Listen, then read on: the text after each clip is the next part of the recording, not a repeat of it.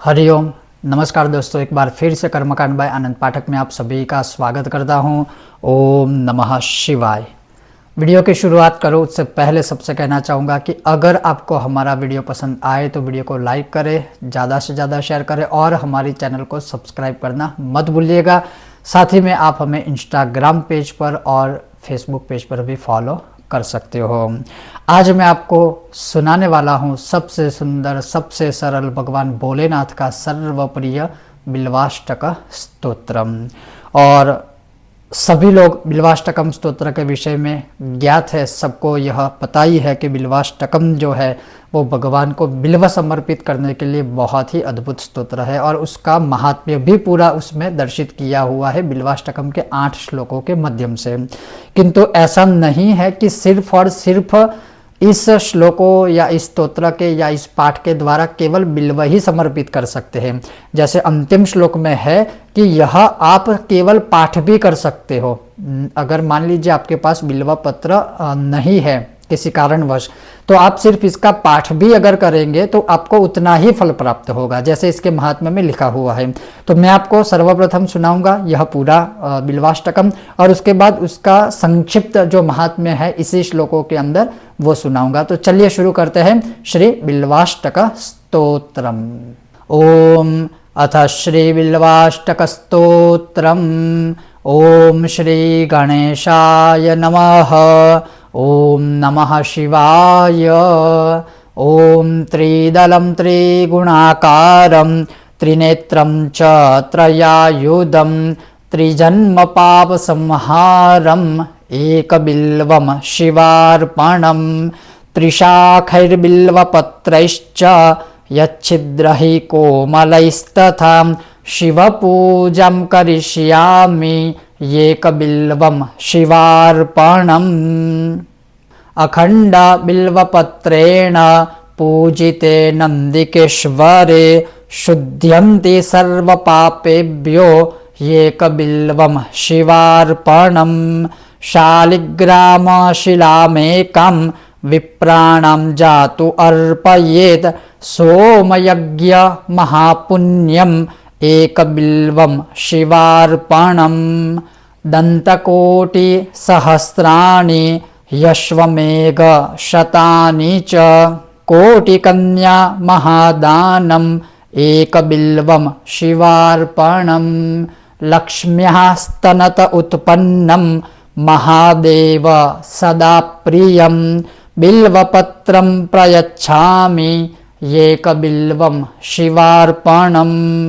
दर्शनं बिल्ववृक्षस्य स्पर्शनं पापनाशनम् अघोरपापसंहारम् एकबिल्वं शिवार्पणम्।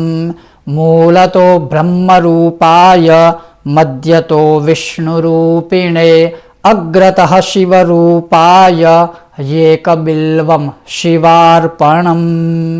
बिल्वाष्टकमिदं पुण्यं यः पठेत् शिवसन्निधौ सर्वपापविनिर्मुक्तः शिवलोकमवाप्नुयात्।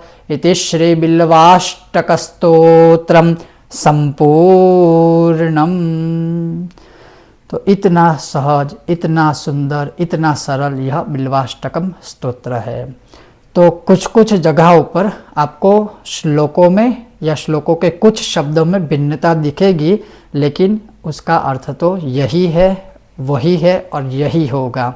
तो उसमें आप मत उलझिएगा कि यहाँ पर कुछ अलग है, यहाँ पर कुछ अलग है, एक ही है, अर्थ एक ही होगा। तो जैसे इसके महात्म्य में है, पूरा तो नहीं लेकिन संक्षिप्त में आपको बता दूं कि जैसे 3 दल वाला है। अगर आपको उसको विस्तारित करना है वैदांतिक भाषा में, तो जैसे रज तम, और जैसे सत्व रज तम होता है, ब्रह्मा विष्णु महेश होता है, महाकाली महालक्ष्मी महासरस्वती होता है, तो इस प्रकार से विस्तारित भी किया जाता है। किंतु ये जो 3 दल वाला यह जो बिल्व पत्र है वो 3 जन्मों के पापों का संहार करता है अगर शिव जी को एक बिल्व अर्पित किया जाए।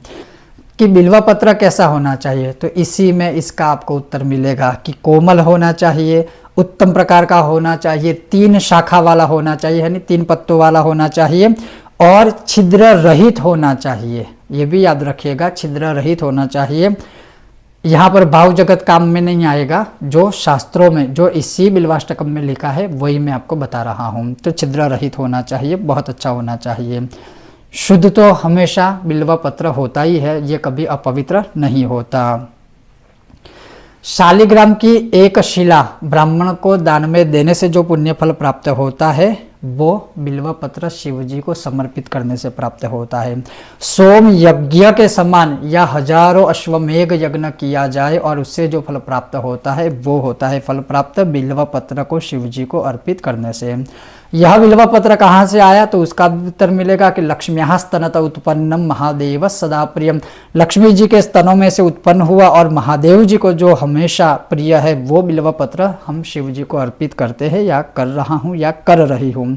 फिर केवल और केवल बिल्वा वृक्ष को स्पर्श करने से या दर्शन करने मात्र से ही अघोर से अघोर जो पाप होते हैं उसका भी विनाश हो जाता है, ऐसा बिल्वाष्टकम में लिखा है। फिर कहते हैं कि बिल्वा पत्र के मूल में ब्रह्मा जी, मध्य में विष्णु जी और अग्रभाग में शिव जी का निवास है, और वही बिल्वा पत्र शिव जी को मैं अर्पण करता हूँ या करती हूँ। और कहा है अंतिम श्लोक में, जैसे मैंने पहले कहा कि जरूरी नहीं है कि श्लोकों के माध्यम से सिर्फ और सिर्फ बिल्वा अर्पित करें, उसका पाठ करने से भी आपको उतना ही फल प्राप्त होगा। तो जैसे अंतिम श्लोक में है बिल्वाष्टकमिदं स्तोत्रम यह पठेत् शिव सन्निधौ, अगर शिव जी के सन्निधि में नजदीक में अगर इसका पाठ भी किया जाए तो भी शिवलोक की प्राप्ति होती है। तो यह था हमारा आज का विषय और वीडियो। आपको यह विषय वीडियो कैसा लगा अवश्य हमें बताइए। अगर आपको यह विषय वीडियो पसंद आया है तो बिना भूले हमारे वीडियो को लाइक करें, ज़्यादा से ज़्यादा शेयर करें और हमारी चैनल को सब्सक्राइब करना मत भूलिएगा। आप सबका बहुत बहुत आभार। जय श्री कृष्ण। ओम नमः शिवाय।